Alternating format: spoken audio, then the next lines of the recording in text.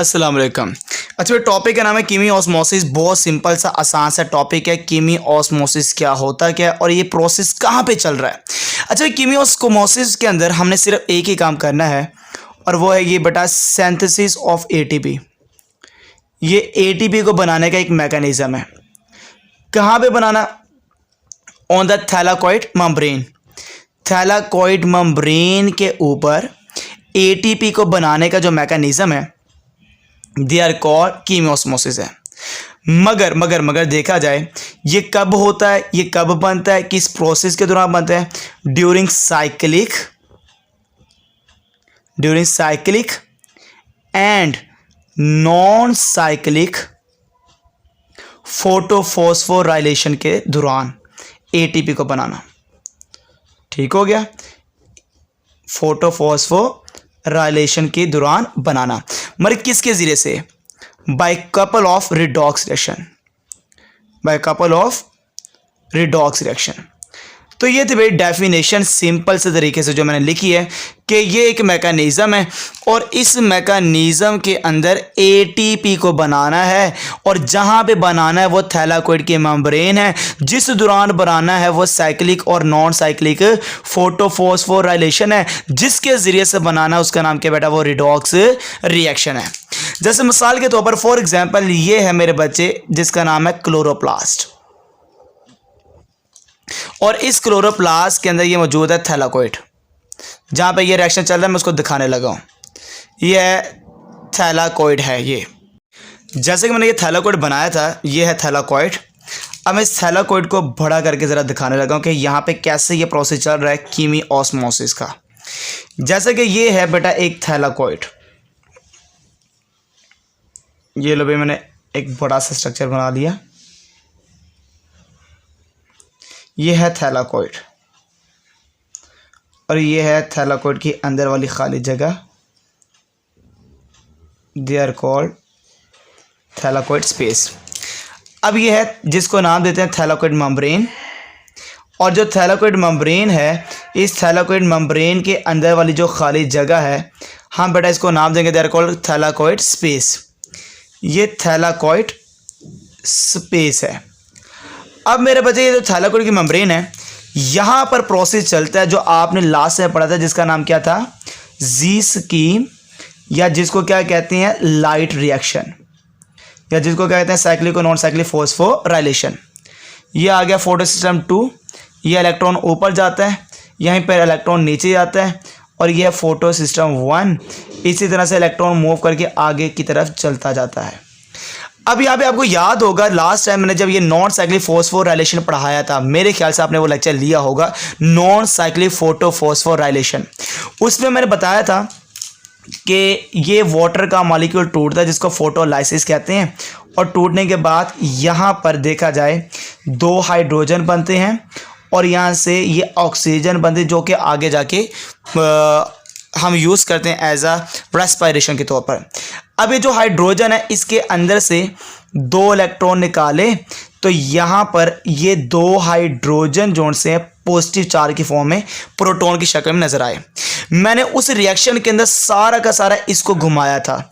मैंने इसके बारे में कुछ नहीं बताया, हाइड्रोजन के बारे में मैंने कुछ भी नहीं बताया। ठीक है, अब होता क्या है, ये बड़ा जो 2H पॉजिटिव है ये सारे के सारे इस थैलाकॉइड मेम्ब्रेन से अंदर की तरफ पंप किए जाते हैं, अंदर की तरफ पंप किए जाते हैं 2H पॉजिटिव।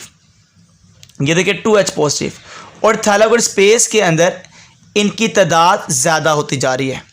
जबकि जो बाहर वाली जगह जिसका नाम क्या? स्ट्रोमा, इस स्ट्रोमा में भी हाइड्रोजन पॉजिटिव मौजूद हैं मगर यहाँ पर इनकी तादाद बहुत कम है।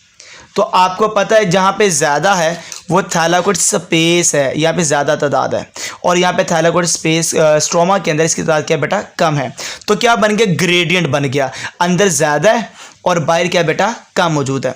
अब ये जब जो हाइड्रोजन पॉजिटिव को अंदर पंप करवाते हैं, ये एनर्जी कहाँ से आती है? ये एनर्जी मेरे बच्चे यूज़ करते हैं, ये एनर्जी यूज़ की जाती है इसको पंप करने के लिए। शायद आपने ये टॉपिक पढ़ा था, अगर नहीं पढ़ा तो बेटा लाजमी जाके पढ़िएगा, नॉन साइक्लिक फोस्फोराइलेशन। ये इलेक्ट्रॉन मूव करते हैं नीचे की तरफ तो इनकी एनर्जी कम हो रही होती है। और जय मूव कर रहे थे इलेक्ट्रॉन ट्रांसपोर्ट चेन के ऊपर। तो इलेक्ट्रॉन ट्रांसपोर्ट चेन में जब ये मूव करते हैं ऊपर से नीचे तो इनकी एनर्जी कम होती है। वो एनर्जी को यूज़ किया जाता है इसको पंप करने के लिए और इसके अंदर स्टोर कर दी जाती है पोटेंशियल एनर्जी की फॉर्म के अंदर। मैं फिर दोबारा दस रहा हूँ, गौर ना सुन लेना। ये इलेक्ट्रॉन उत्तों दी थले लैके जाया जाता है तो इनकी एनर्जी घट होती है। वो एनर्जी ਨੂੰ इस्तेमाल किया जाता है इस 2H पॉजिटिव ਨੂੰ अंदर पंप करने वास्ते। तो इस 2H पॉजिटिव ਦੇ ਵਿੱਚ ਉਹ वाली एनर्जी ਜਿਹੜੀ यूज होकर अंदर जा रही है वो पोटेंशियल एनर्जी की फॉर्म में स्टोर हो जाती वे। फिर दोबारा सुनो, अगेन सुनना। 4 पॉइंट मैंने बताए हैं, कान खोल के सुनना, माइंड को ओपन कर लेना। ये जो इलेक्ट्रॉन ऊपर से नीचे जा रहा है इसकी एनर्जी कम हो रही है, कहाँ पे यूज़ हो रही है? ये 2H पॉजिटिव को पंप करने में इस्तेमाल हो रही है। कहाँ पंप करने के लिए? थैलेकोइड स्पेस के अंदर। जब वो एनर्जी यूज़ हो रही है तो वो दोबारा किस फॉर्म में यहाँ पे मौजूद है? वो पोटेंशियल एनर्जी के फॉर्म में यहाँ पे स्टोर है 2H पॉजिटिव के अंदर। पॉइंट क्लियर है? अगेन बता दो? नहीं, मैं दस रहा हूँ, सोचो। तो यहाँ पे ये पोटेंशियल एनर्जी की फॉर्म में यहाँ पे ये स्टोर है। अब होता क्या है?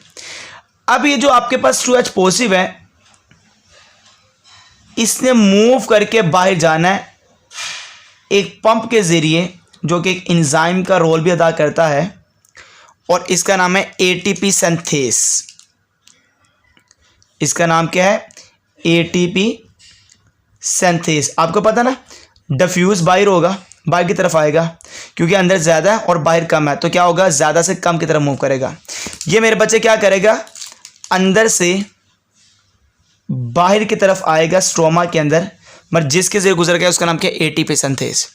ATP सिंथेस इसकी एनर्जी को यूज़ करेगा, 2H पॉजिटिव की जो पोटेंशियल एनर्जी है इसको यूज़ करेगा दो चीज़ों को जोड़ने के लिए।